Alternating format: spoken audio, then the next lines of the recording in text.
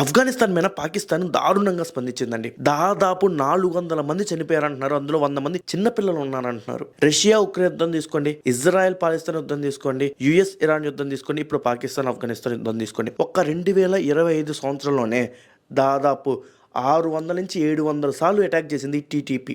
Leaders తీసుకున్న నిర్ణయాల వల్ల ఎవరు చనిపోతున్నారు? సాధారణ ప్రజలు చనిపోతున్నారు. అసలు ఈ ఆఫ్ఘనిస్తాన్ పాకిస్తాన్ ఇష్యూ నేను ఎప్పుడో వీడియో చేసి పెట్టాను.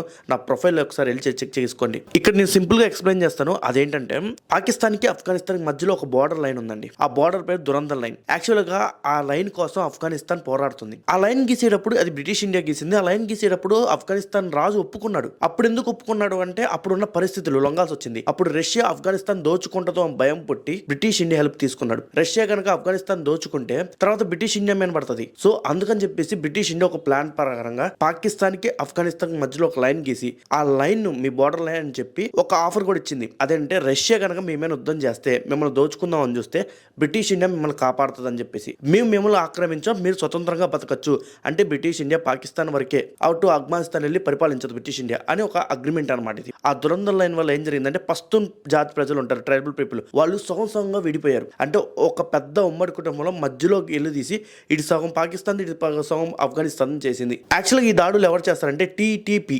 తారిక్ ఈ తాలిబాన్ పాకిస్తాన్ అండి. ఇది యాక్చువల్గా ఈ టీటీపీని పెంచి పోషించింది పాకిస్తానే.